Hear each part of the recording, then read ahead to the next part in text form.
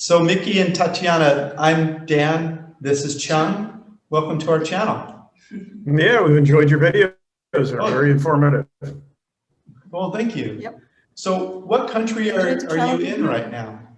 What? We're in Spain. Oh, Spain. Oh, good. On the southeast coast called Costa Blanca. And how did you pick Yes. this part of Spain? It was pretty random, actually. Read an article in International Living about 3 years ago now about people retiring in Portugal, and I was a little ready to leave work, and we started looking, and we thought, well, why not? Let's just do it. And so we traveled quite a bit before. We've been in Europe. We've never actually been to Spain before. Our original target was Portugal. So we sent her over on a scouting trip. And then we started looking. She loves to swim, and the water is warmer on the Mediterranean side, obviously. So we extended her trip, sent her to look at Spain. We narrowed down to Valencia, which is where we thought we would like the most. She met someone at an Airbnb there who said, you should go look at this little town called Denia, about an hour south. She came to Denia, was here about 24 hours, loved it, and we decided this is where we would start, and that was a little over 2 years ago. Wow. So that's great. Great story. And 2 years ago, what would you say that you like most about living there? I would say we're exposed to so many, a different culture, so much of very interesting architecture, layers of history. And so just the whole bouquet of things which is interesting to us is amazing. And so that was just very easy for us to choose that this is the country where we love to be. Okay. And beautiful landscape. We came from Colorado. We thought we might miss the Colorado landscape. There are some aspects you miss, but there is no boring drive in Spain. Just beautiful countryside. Right. And you mentioned in an email that you'd been to 20 other countries. Like, what other countries had you explored? South America. Central America. Central America. Africa, some countries. Yeah, so we've been through Europe. 4 different countries in Central America, a couple in the Caribbean, a bit around Western and Central Europe. And then, let's see, I was in Japan in the military. It's been there, the Philippines, a little bit of Korea.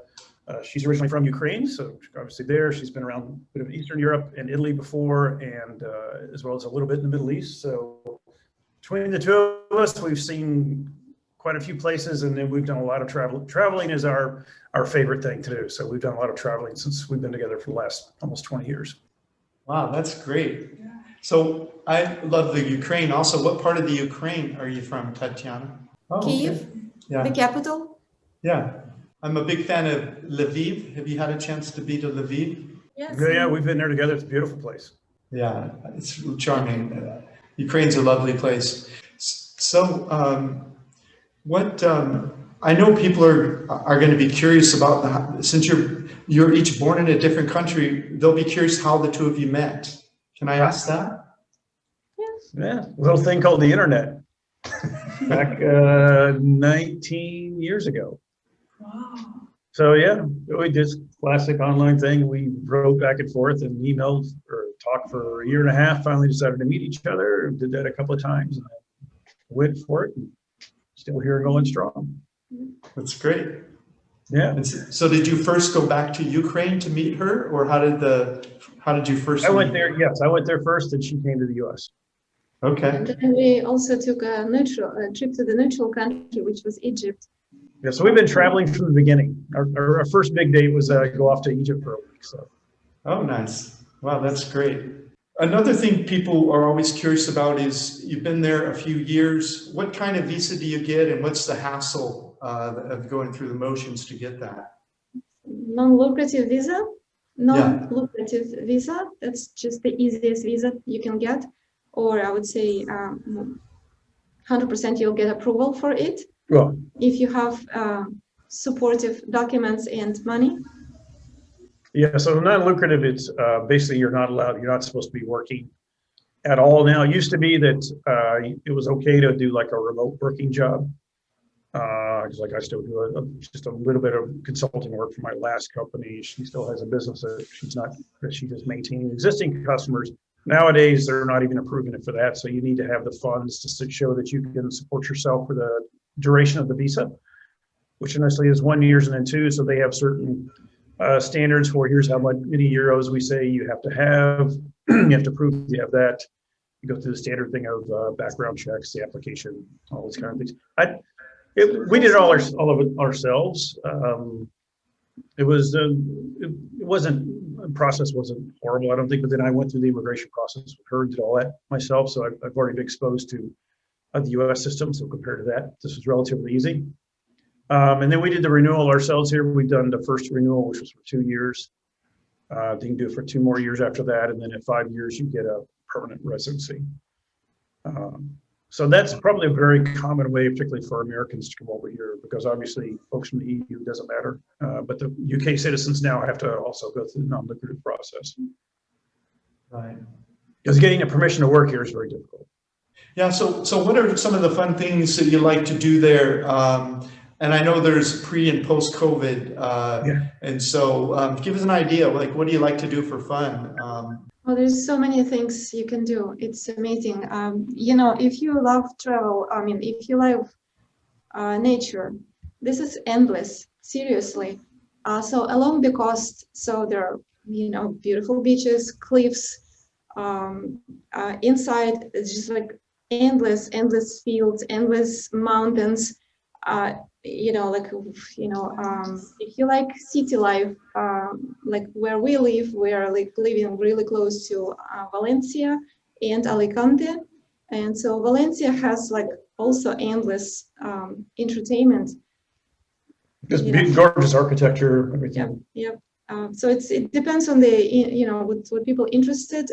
But we, like in the summer, we were restricted to travel outside of the country, but we took inner trips and we went to the north of the country and we saw San Sebastian. They call it here San Sebastian, not San Sebastian. And that was like, we felt like, you know, that was like gorgeous, right? You know, everything was just like beautiful, and or Pyrenees mountains, right? So it's just like, I don't know. Like we've been to Barcelona, geez, probably 5 times now. So, I mean, as you can tell, we love to travel. So we've maximized our time being locked inside of Spain to see as much of Spain as possible. So really, it's just, we love to hike as well. And there's fantastic hiking here. Yep, you know. That's mainly it. I mean, a lot of folks, the dining scene here is really good. We're just not, that's not kind of our, we enjoy it because there's a lot of good friends in the expat community and some local Spanish that we've met. So there's a lot of people who just, it's like every day they're going out for lunch, right? Because it's a fantastic place to do it. Also, a lot of our friends don't even have cars, right? Yeah. So everything is accessible by feet. With foot, yeah. Yeah, and they perfectly, you know, fine here without having a car. And then when they need it, they just rent it out. We decided that we want to have a car, so it's an additional expense to, you know, like our friends, they don't have it, we do. But every week we can just go one way or another, and like within 30 minutes, we're finding another new city, another new place, another, like, you know, outstanding something, which is like, you know, we're again amazed. You know, right now is the season of blooming almonds and blooming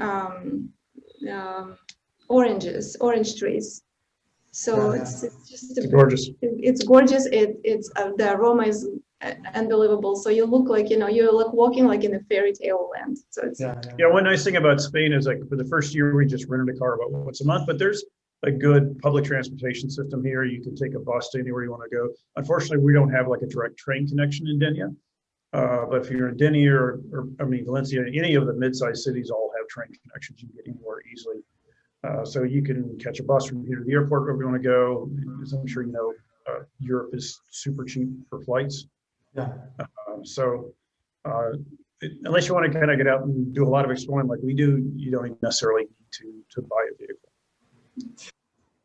And so so you guys have done a lot of travel and you're there in Spain now, and in an email you mentioned you might want to start traveling some more pretty soon. What are your thoughts about that? Where do you think you want to go next? Well, you guys helped inspire us. So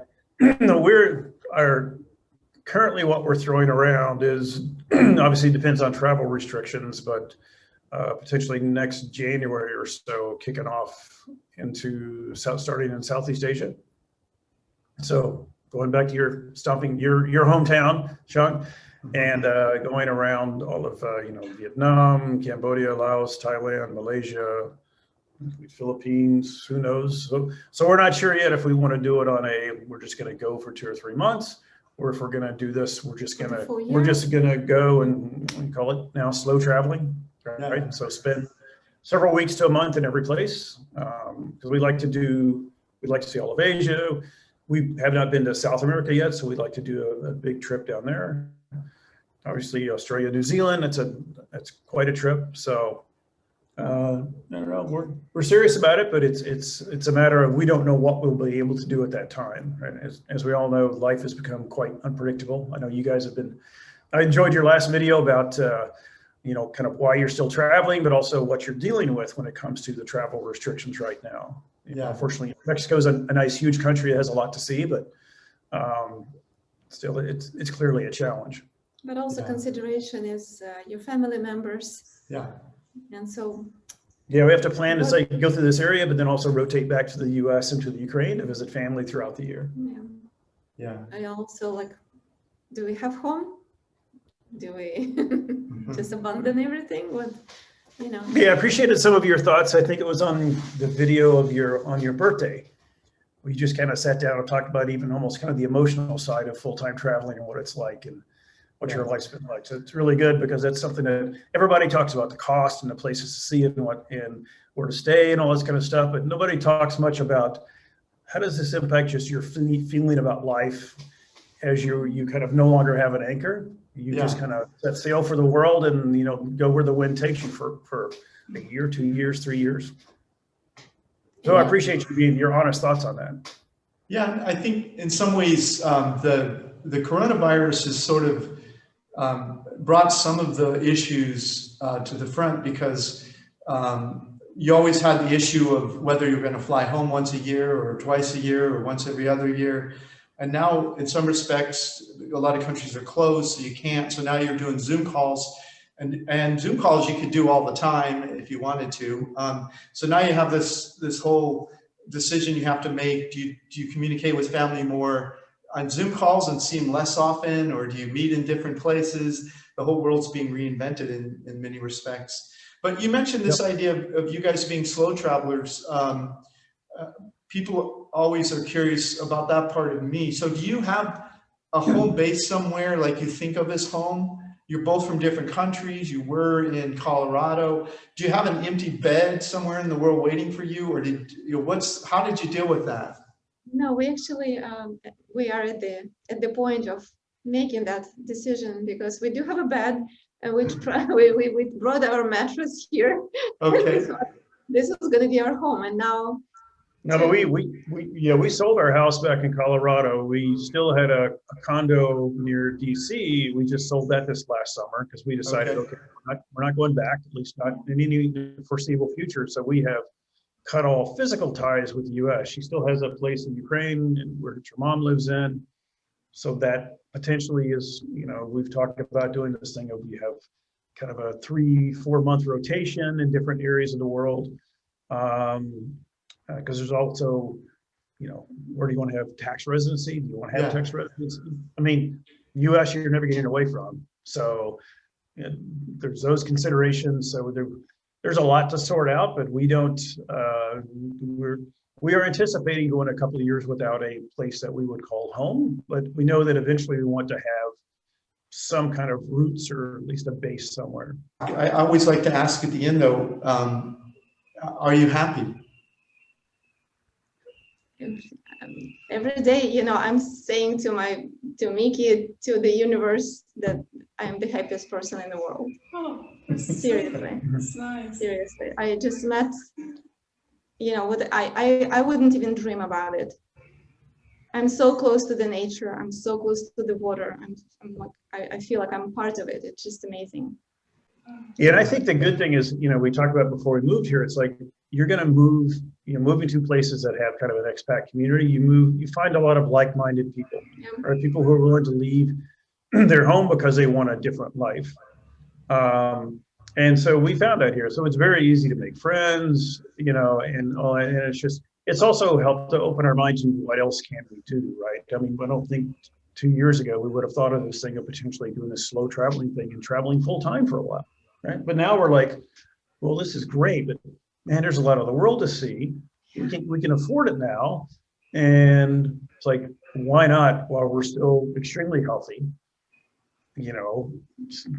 Relatively young. She's younger than me, but still, it's like, while we can, let's go do it. So it's like, we'll settle down eventually, but it's like, what an exciting thought. So I'm curious for you guys, for people like us who are considering, doing what you're doing, what should we consider? What advice do you have for us? Well, that's a really good question, and it's something that we answer for ourselves all the time, as you can imagine. And I think one of the major things we deal with is how long to stay in a place. We were going quite rapidly for a while because we were trying to get enough retired cheap reports up.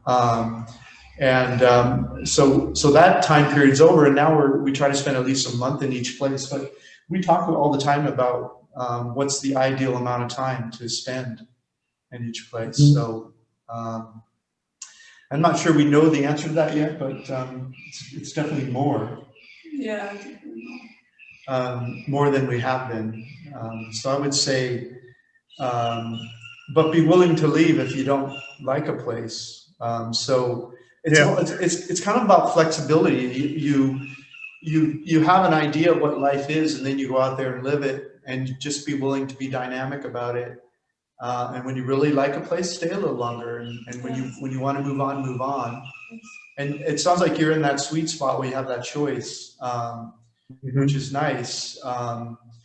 And sometimes when you're traveling, you'll find out it's more about what the country lets you, how long they let you stay. We are often like, without jumping through a lot of hoops and applying for visas, a lot of it will just be whatever the visa allows you. Right.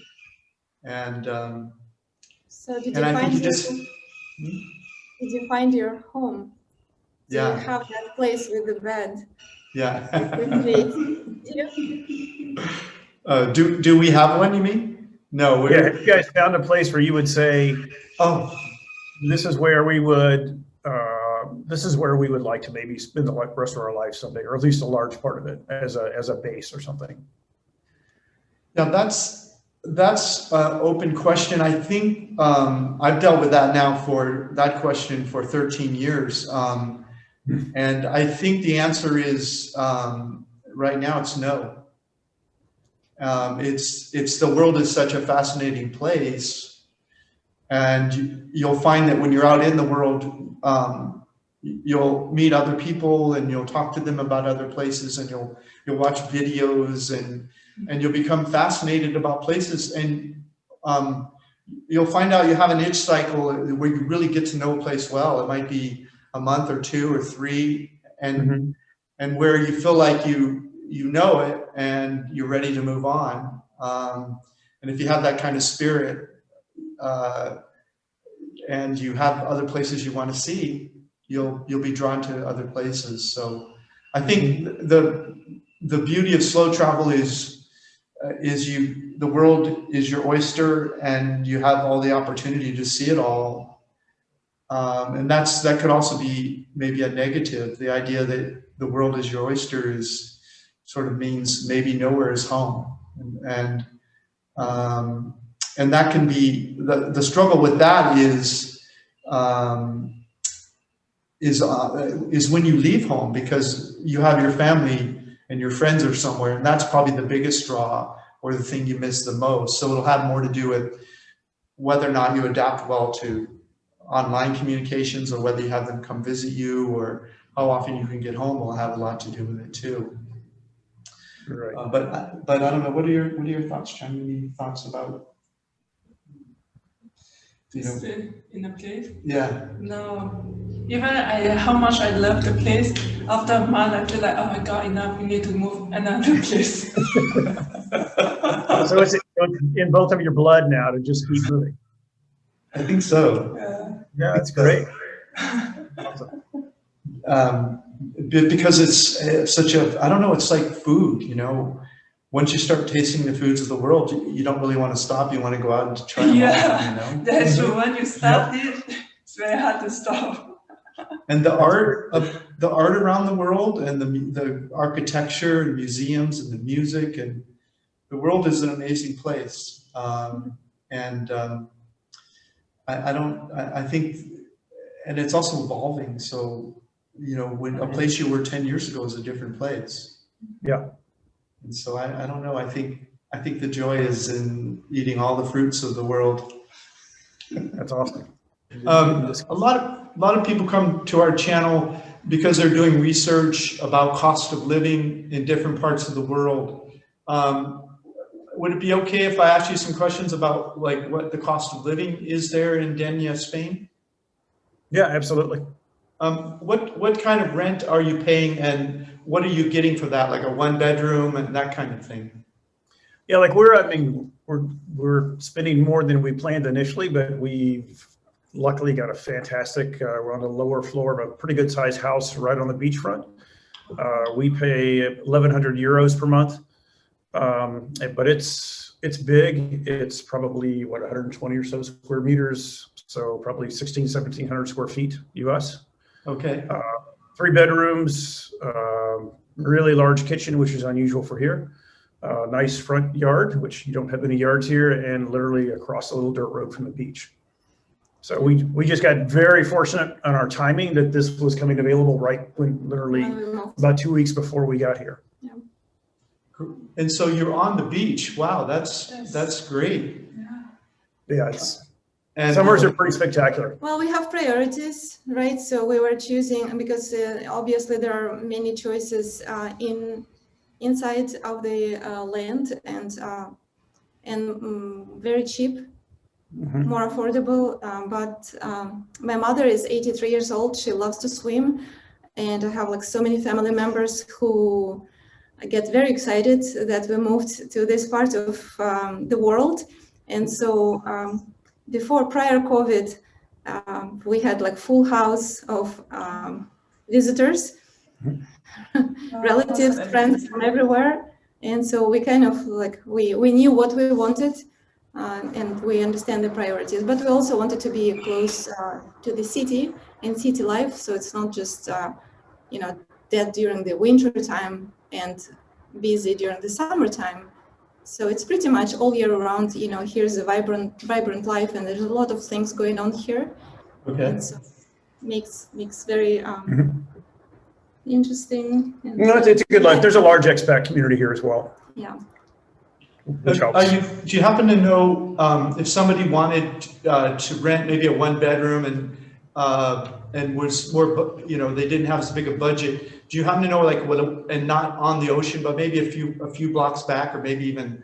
Well, you could definitely get places around here, or even the towns around here, the cities here for, I think, you know, 400 or 500 euros more than likely for a 1-bedroom, or potentially even less inland. I see people all the time in the American expats in Spain forum talking about how they get by on 1,500 US per month where they live.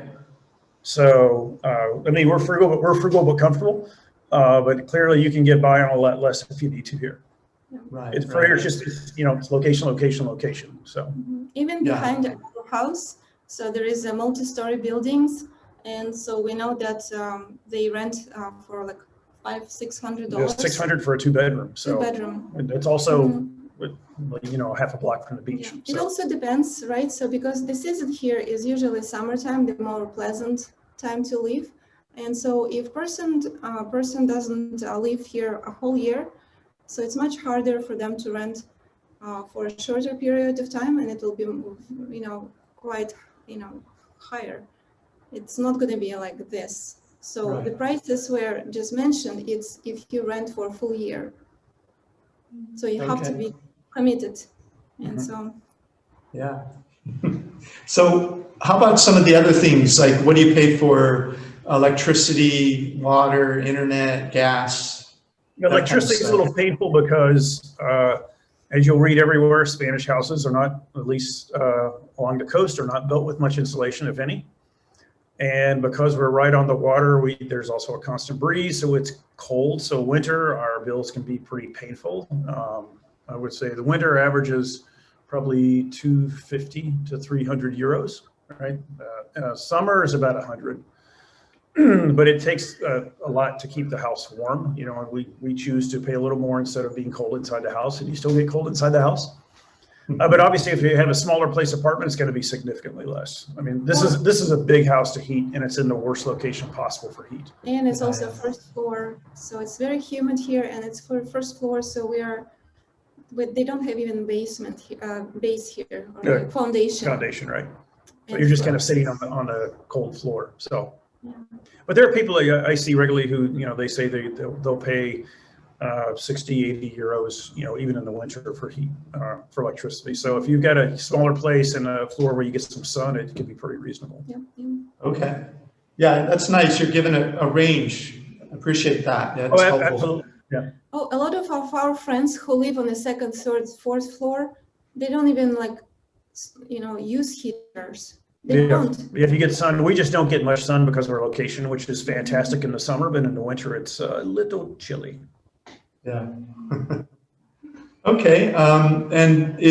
So do you have electric and gas, water, internet? What are some of the other expenses? Yeah, so our gas is only really for cooking, and those are just little butane bottles that probably averages maybe 10 euros a month. They last a long time. Water is probably about 40 or 50 euros per month. And the majority of that is just your service fee. So it's reasonable. I would say utilities really aren't any worse than some areas in the States. Okay. All right. So how about groceries? What do you think you spend per month on groceries? Well, we're bad because in the States, we had a Trader Joe's habit. We just traded it for an Aldi's habit here that we tend to, you go for a walk, you just stop in. We probably spend 900 to 1,000 euros per month, but we tend to eat a lot of fresh food, organic where possible. So you can definitely get by on less, but we eat well. We don't go out a lot to eat. I know it was one of your questions. Well, we might go out lockdowns, maybe a couple of times a week at most. So majority of our dining is at home. So our grocery bill is a little higher than some. Okay. And does the grocery store bill, does that number include alcohol too? Yeah, we don't drink that much. So our first year here, we got into the Spanish wine, and we're like, okay, it's enough. So not so much anymore. But it's like wine is. I mean, Spain's a huge wine region, so wine is, you can get really a nice. I'm not a wine connoisseur, but to me, a very nice bottle of wine for 3 euros. So yeah, you can get just good, drinkable table wine for 1.5 euros for a nice bottle of bread. When we were in Portugal, we were in Spain, but we were there for a short time just a few years ago. And Chung really liked in Portugal, she liked the Lidl grocery stores. Do they have those in Spain? Yeah, we have one here. They're big. Aldi is probably a little bigger, but they're both everywhere here. And then Mercadona is the large Spanish chain that's here. And then there's another one, Consum, that's like a cooperative that's also pretty big. Okay. Yeah, there's supermarkets everywhere. So do you carry health insurance while you're in Spain? Yes, that's one of the best things about being here. After, as you know, coming from the US, we for our visa, we're here on it's called a non-lucrative visa. So we're obligated. Right. We have to have 0 deductible, 0 copay health insurance for the duration of our visa. And it's awesome. We pay about 3,000 euros per year for both of us. So that is basically no cost healthcare, and that's in the private system. You can also get in a public system. We don't really need it at this point because private healthcare is very good. There are several different private clinics here and even a private hospital. They're building a second one. So healthcare here is well, I think everywhere besides the US is fantastic. Yeah, I would have to agree with that. And so, what would you say? So, do you have any idea, like, what is a monthly budget that you average? I mean, realistic for us, like we're not, you know, probably around 3,000 euros total. Okay. I mean, that's food, the bit of eating out we do, a little bit of extra shopping, Right. all of our utilities, rent.